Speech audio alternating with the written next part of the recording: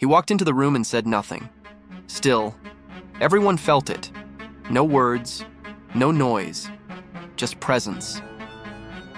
That's the part no one teaches you. Real respect isn't loud, it's psychological. Most people chase it by trying to be liked, but every time you seek approval, your power leaks a little more. Respect isn't about being better. It's about being unavailable for validation. Stay with me, because once you understand how real respect works, you'll never chase it again. You'll make people feel it without saying a word. He walked into the room quietly. No flash, no noise, no need to prove anything. Yet every head turned. That's what respect really looks like. It's not granted by titles, likes, or applause. It's felt, instinctively. Because deep down, people recognize power they can't quite define. Here's the thing: most people chase respect the wrong way. They demand it. They perform for it. But respect isn't something you get by asking. It's something you command by existing a certain way. It's psychological, not social. We live in a world obsessed with being liked, approval, validation, social proof. But respect operates in the opposite direction. The more you try to be liked, the less respected you become. Because respect comes from a signal your mind sends long before you speak, the signal that says, "I don't need your validation to know my worth." And that's the truth most men never learn. They try to talk their way into respect instead of becoming the kind of man people can ignore. Secret number 1. Respect begins where neediness ends. Watch someone like Adam Driver in an interview.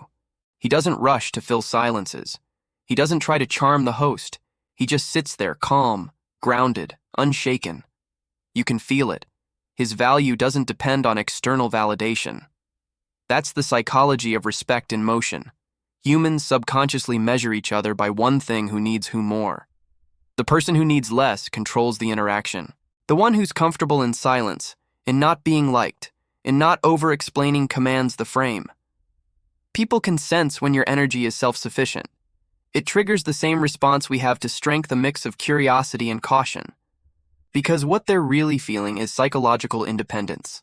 And in the hierarchy of human respect, independence sits right below mastery.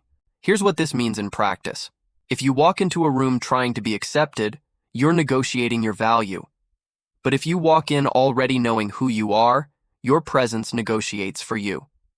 That's why Denzel Washington can deliver a line in complete silence and you still feel his authority. He doesn't perform dominance, he embodies certainty. So the first secret is simple, but not easy. Stop trying to be respected. Start removing what makes you needy. Respect begins where insecurity ends, and the world can sense the difference.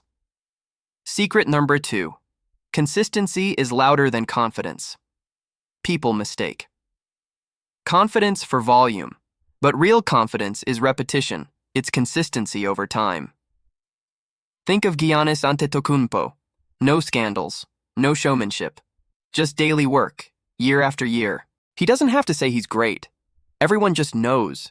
Consistency creates familiarity, and familiarity builds trust, and trust is the foundation of respect. Because humans respect patterns they can rely on. That's why even quiet people can command massive respect. They become predictable in the best way. Their word means something. Their actions match their tone. In psychology, this is called cognitive ease. Our brains are drawn to people who make emotional sense. If your words, actions, and energy all tell the same story, people's minds register you as stable. And stability is power. The mistake most people make is chasing confidence instead of reliability. They try to appear sure of themselves in the moment, but can't hold that state across situations. That inconsistency breaks trust, and without trust, there's no respect. So the second secret is this: stop proving yourself. Start repeating yourself. Show the world the same man every time, calm, consistent, unshaken. Here's the paradox. Respect isn't built in moments of glory. It's built in the quiet, unfilmed hours where you choose restraint over reaction. The mind doesn't admire noise. It admires control. And people don't respect what they understand, they respect what they can't quite predict. That slight mystery, that aura of self-control, makes them pay attention without realizing why. That's the silent power you start to build when you internalize these first 2 truths. You don't chase respect. You become the kind of person who doesn't need it to feel whole. Most people think respect comes from charisma, loud voices, big gestures, fast words. But the truth is quieter. Respect starts forming before you even open your mouth. It's written in your micro-expressions, your rhythm, your stillness. You can't fake it, and that's exactly why it works. People decide whether to respect you in the first 7 seconds. Not because of logic, but instinct. Their brain runs a subconscious test. Do I feel safe, or do I feel small around this person? And your body language, tone, and emotional control answer that question for you. Here's the thing. You don't need to dominate people to command respect. You just need to project one signal clearly. I am not reacting to you. I'm aware of you. That subtle difference separates leaders from performers. Secret number 3, controlled stillness creates psychological gravity. Ever notice how Cillian Murphy moves in interviews? Minimal gestures, long pauses, eyes steady, posture calm. He doesn't chase energy. He absorbs it. That's not shyness. It's precision. It's what psychologists call dominant non-reactivity. When you stay composed in high-stimulus environments, loud rooms, tense meetings, awkward silences, people's brains label you as high status automatically. Because emotional control signals safety, competence, and authority. It's the same principle soldiers train for when chaos rises. Slow your breathing, ground your stance. The calmer you become, the louder your presence feels. That's psychological gravity when others begin to adjust their tone and rhythm to match yours. Think of Denzel Washington. When he speaks, he rarely raises his voice. He leans into silence, and the room leans with him. That's respect earned through stillness, not showmanship. You don't need to perform dominance, you just need to make calm look natural. So the third secret is this. Stillness is a magnet. The man who controls his pace controls the room. Secret number 4. Respect the space you occupy and others will too. You can tell who respects themselves by how they handle small spaces. They don't fidget. They don't shrink. They don't overexpand either. They own space like it's rented from their confidence. Watch Matthew McConaughey walk into an interview or give a speech.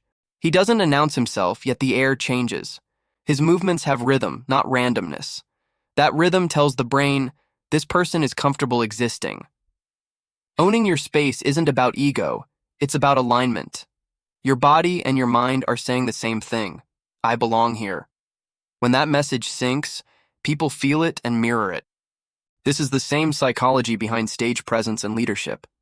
When your movements are deliberate, slow, efficient, measured, you project confidence without having to declare it. Your body says what your words don't need to. But here's what most people miss. Owning space also means respecting space. Dominance without awareness turns into arrogance fast. The secret lies in balanced posture, steady tone, calm awareness of the room. That's how Roger Federer commands respect even in defeat. He never overshadows others. He centers himself.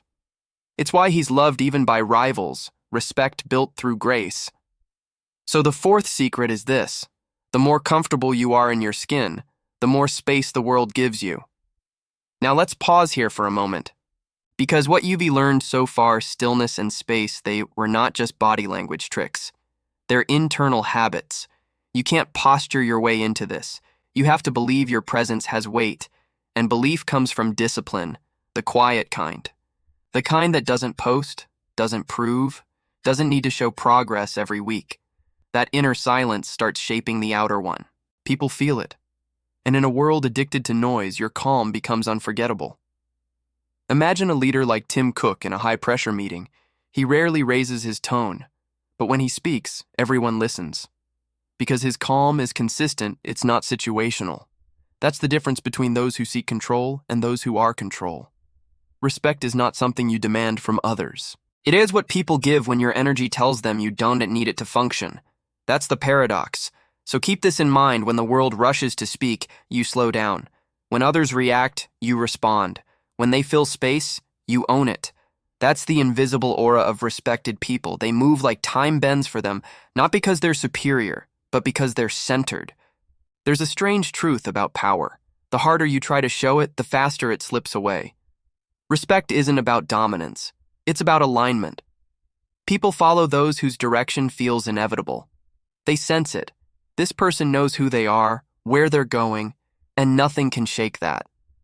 Here's the thing, power doesn't come from control. It comes from clarity. And clarity is something the mind instinctively respects. Watch Tim Cook at a product launch or in a board meeting. He doesn't shout. He doesn't grandstand. He speaks in measured sentences, each word deliberate. He commands without commanding because everyone can feel his conviction. That's the difference between force and authority. Force requires effort. Authority radiates effortlessness. And that's the next secret. Secret number 5. Clarity is power, and power needs no permission. Most people speak to impress. The respected ones speak to express. Every time you try to prove you're right, you weaken your stance. Because you've turned your opinion into a negotiation, clarity ends that negotiation. When you know what you stand for truly, not performatively, you stop trying to convert people. You just live your truth, and the world organizes around it. It's like Megan Rapinoe. Agree or disagree with her, you still respect the conviction, because she doesn't outsource her beliefs to public approval. She's clear, she's firm, she's grounded. That's psychological power when your sense of self isn't up for auction, and it makes others instinctively cautious even if they disagree. So the 5th secret is this. Be so clear about your direction that people's opinions feel like background noise. You don't need to control the room when the room already knows you can be controlled. Secret number 6. Boundaries are the silent language of self-respect. Here's what most people get wrong. They think boundaries are about keeping others out. But boundaries are really about keeping yourself in. They're invisible lines that tell your subconscious, this is how much of me the world gets access to. Every time you let someone cross that line. By tolerating disrespect, by staying silent when you should have spoken, by explaining what doesn't need explanation, you teach your mind that your respect is negotiable. And once your own mind stops respecting you, the world follows. Look at Matthew McConaughey. He's known for his easygoing presence, but underneath that calm is iron discipline. He turns down scripts that don't align with his values, walks away from fame traps, and reinvents himself quietly. That's self-respect turned into life strategy. Boundaries don't make you rigid. They make you recognizable. People can't respect what they can't define. When your values are clear and consistent, others start adjusting around them automatically. And this is the hidden rule of human dynamics. You don't teach people how to treat you with words. You teach them through consequences. So the 6th secret is this. Say less. Enforce more. Every boundary you honor in silence becomes a statement louder than any speech. Let's step back for a moment. You've seen men who command rooms without raising a hand, the ones others naturally defer to. It's not charm, it's calibration. They've mastered the art of measured presence, the balance between being approachable and untouchable. They never need to say, I don't tolerate disrespect. Their life already shows it. And that's what separates fragile confidence from earned respect. Confidence needs proof. Respect is proof. Here's what this really means. Every time you break your own standards, your self-respect leaks. Every time you hold them, even when no one's watching, it compounds. And that compounding turns into quiet dominance. The mind respects those who stay true under pressure. Because that's what every human secretly wants, to be unshakable. When you reach this level, something strange happens. You stop wanting to control people altogether. You just focus on control over yourself, and the paradox kicks in. The more you let go of control, the more you seem to have it. That's what Giannis Antetokounmpo means when he talks about staying humble in chaos. That's what Denzel Washington means when he says, don't confuse movement with progress. That's the kind of energy that turns respect into gravity. So by now you've seen how stillness, space, clarity, and boundaries form a foundation. But there's still something deeper, a psychological switch that makes respect transform into reverence. It's the difference between being admired and being unforgettable. There's a moment when people stop just respecting you and start feeling something deeper around you. It's not fear. It's not admiration. It's recognition. They recognize a kind of energy that's becoming rare, a man who is internally anchored while the world keeps spinning. That's the final shift. Respect turns into influence when you stop performing it. You don't project confidence anymore. You radiate it. Not because you're flawless, but because you've made peace with your flaws. Secret number 7. Authenticity is the final form of power. Here's the paradox of modern life. Everyone's trying to build a version of themselves that looks powerful. But the ones who truly command respect have stopped pretending altogether. They're the same in private and in public. And that kind of consistency is magnetic. Watch Cillian Murphy during an interview. No performance, no persona, no rush to impress. Just quiet authenticity. You don't walk away thinking he's confident. You walk away thinking he's real. Respect at its core is about truth. The human brain is wired to detect authenticity. When your words, tone, and actions align, people feel safe, and safety builds respect faster than any status symbol ever could. Roger Federer taught the same lesson his entire career. Even in defeat, he kept grace. He never needed to fake humility because it wasn't an act. He was humble. That's why his opponents, even the ones who beat him, still call him the standard. And this is where most people fail. They try to create an image of power instead of becoming a person who doesn't need one. Respect dies the second you start curating yourself. Because people respect those who seem free from comparison, free from approval, free from image management. So the 7th and final secret is this. Authenticity isn't about being raw. It's about being real consistently. The more aligned you are with your truth, the less the world can manipulate you. And that's when respect becomes instinctive. But here's something deeper. Everything we've talked about, stillness, space, clarity, boundaries, authenticity, these aren't just techniques. They're proof of self-respect. When you embody these traits, you send a subconscious signal to everyone you meet. I've already met myself. There's nothing you can give me that I haven't given myself first. That energy is rare. That's why it pulls people in. Because the modern world trains us to react, to seek, to need. And when someone doesn't, they become unforgettable. Matthew McConaughey once said, "The best kind of respect is when you don't demand it, it just follows you." He's right. It follows those who stop chasing, stop performing, and start being. That's why some men can walk into any room and the temperature changes. They don't say a word, but everyone adjusts, voices lower, posture straightens, tone softens. It's not intimidation, it's resonance. People feel safe around a man who's not pretending, and that's what they call respect. So where do you start? You don't start by studying dominance or social tricks. You start by cleaning up your inner dialogue. You start by keeping the promises you make to yourself, by saying less, by showing up, by knowing when to walk away, not because you're weak, but because you're whole. Every small act of self-respect compounds, and one day, without realizing it, you'll walk into a room and people will feel something different about you. They won't know what changed, but you will. You stopped performing worthiness. You became it. So here's the real question. What's one thing you've been tolerating that's quietly lowering your self-respect? The habit, the person, the silence, the excuse. You already know what it is. Drop it in the comments. Just write, "I'm done tolerating it." Let's see how many of us are ready to stop chasing approval and start commanding respect silently. Because the world doesn't listen to the loud, it listens to the grounded, and that's where Phantom Thoughts lives, in the space between your silence and your power. Remember the man from the beginning? The one who walked in, said nothing, and everyone felt it? That man wasn't born respected. He just stopped living for approval. Somewhere along the way, he realized silence could speak louder than noise, that presence could do what words never could. And that's where you are now, standing at that same threshold. You can keep chasing respect, or you can start becoming the kind of person who doesn't need to. Because once you stop performing worthiness, people will start feeling it. And when that happens, you'll understand why real power never announces itself.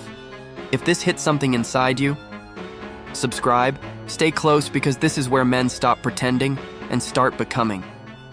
Phantom Thoughts.